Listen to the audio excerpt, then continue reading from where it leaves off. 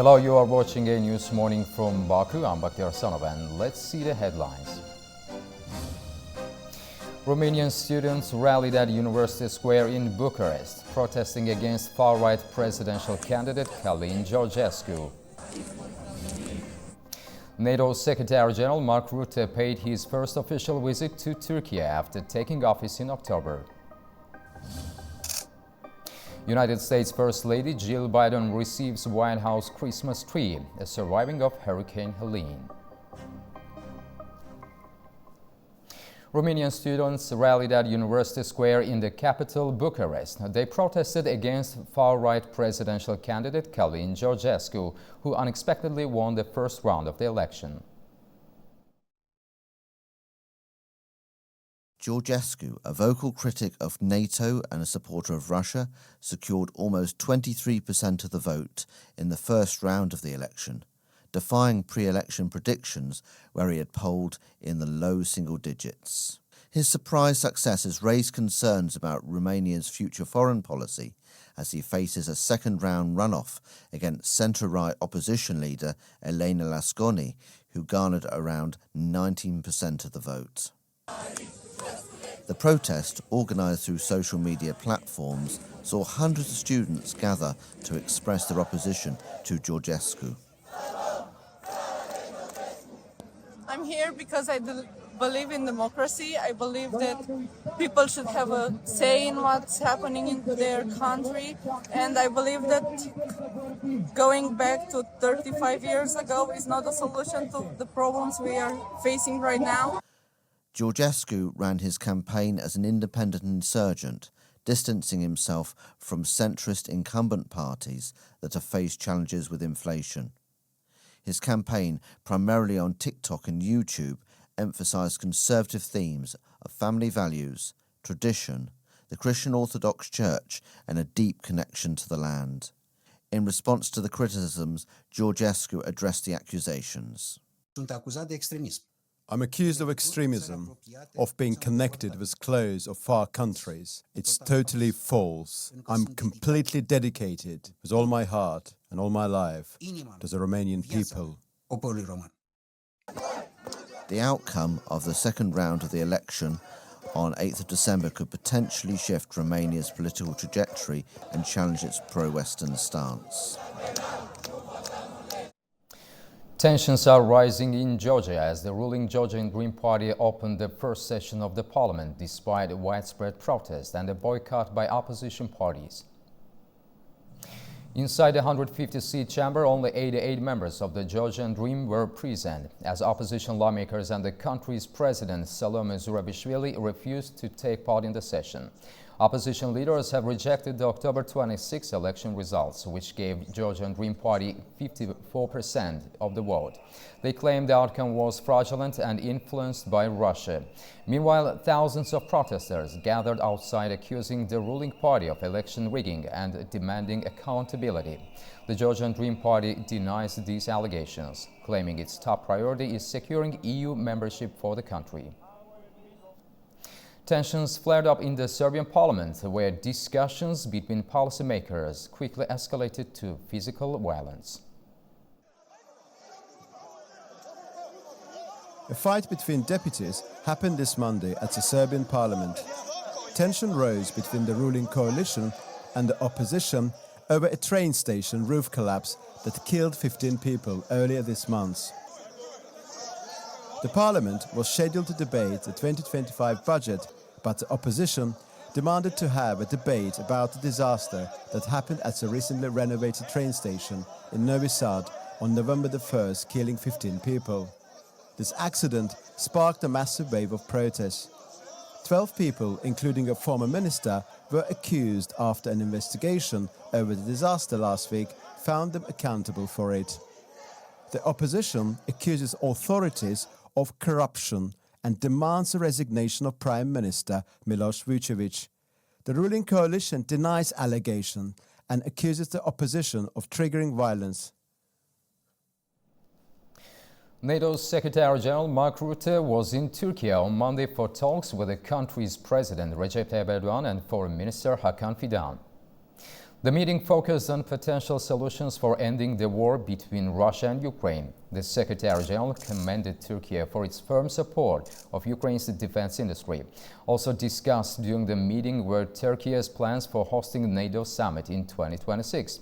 Rutte praised Turkey for its commitment to NATO's collective security, highlighting that the country is the second largest army in the organization.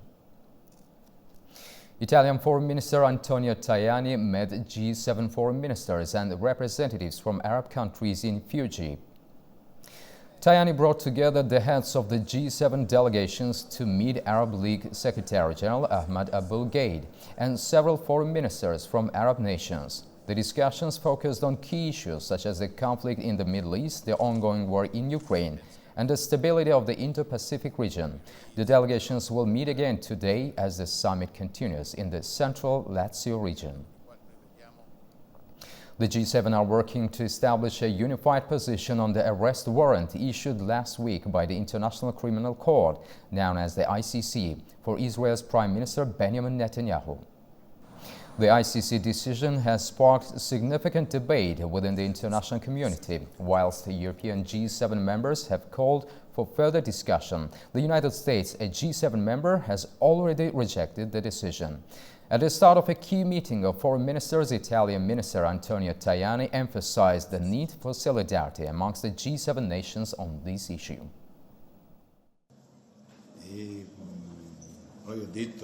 I said that we needed to have a common position on the decision of the International Court. We talked about it. Let's see if we can have a part dedicated to this in the final report. We are working to find an agreement, but I think it is fair to do it. We all agreed on this. The political leaders are working to find the text that allows us to have a single protection. Search efforts are ongoing for 17 missing passengers and crew from a tourist boat in Egypt. Altogether, 28 people were rescued after the vessel sank near Marsalam in the Red Sea, the regional governor confirmed. The craft carrying 45 people, 31 tourists of various nationalities, and 14 crew was in diving trip when it capsized near Sataya Reef. Officials reported that rough seas with wind speeds of 34 knots and waves up to 4 meters are likely to have contributed to the sinking. Some survivors required airlifting for medical treatment, whilst others remain unaccounted for. Poland's foreign ministry confirmed that 2 Polish citizens might have been aboard, whilst British consular services are assisting affected nationals. The Red Sea, renowned for its coral reefs, is a vital hub for Egypt's tourism industry. The 5th session of the UN Intergovernmental Negotiating Committee on Plastic Pollution has started in Busan, South Korea. Its objective is to finalize an international legally binding document. The new agreement covers the entire life cycle of plastics, focusing particularly on the resolution of single-use and short-term plastics, waste management, and the gradual phasing out of plastic.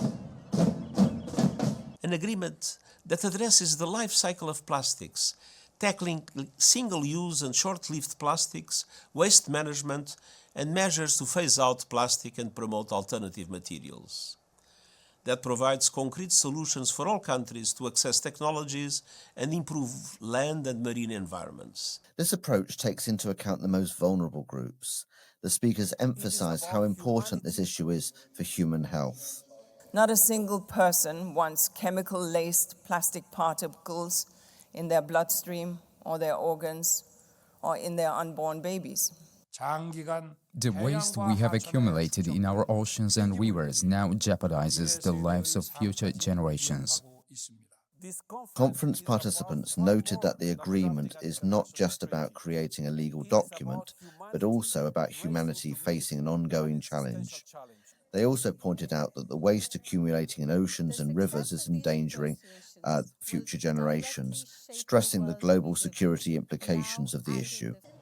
The success of these negotiations will directly shape both our present and our future. A fir tree that withstood Hurricane Helene in North Carolina will be this year's Christmas tree at the White House, U.S. First Lady Jill Biden announced on Monday. Jill Biden said that volunteers would soon begin decorating the tree and the White House for the holiday season. The Fraser fir will be displayed in the White House Blue Room, where hundreds of holiday visitors to the White House will have a chance to see it during Joe Biden's final holiday season in office. This beautiful Fraser fir was grown at the Cartner's Christmas tree farm, where the Cartner family has been growing trees for more than 60 years. And their farm is nestled in the Blue Ridge Mountains of North Carolina, a region that was recently devastated by Hurricane Helene. The Cartner family lost thousands of trees in the storm, but this one remains standing, and they named it Tremendous for the extraordinary hope that it represents. Berlin is embracing the holiday season as its iconic City Hall Christmas market opens, bringing festive cheer, seasonal threads, and plenty of holiday spirit.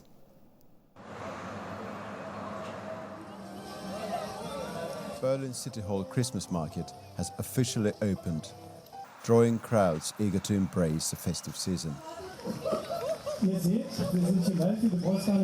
Alongside its twinkling decorations, the market features an ice rink and stalls selling holiday favorites like roasted almonds and bratwurst sausage. Visitors are sharing their holiday experiences.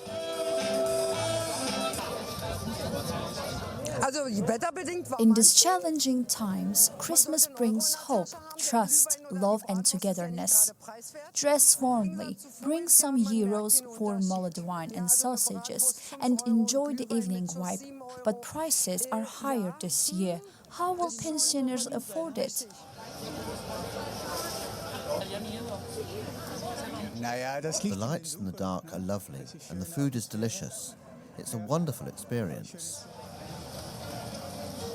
It's my first Christmas market, and I really like it because it's really full of delicious things, and it's really special, and I like the sleigh ride right now, and I think it's really good, yes. City Hall Christmas Market is just one of many in Berlin and will remain open until the end of December, spreading holiday joy to locals and tourists alike.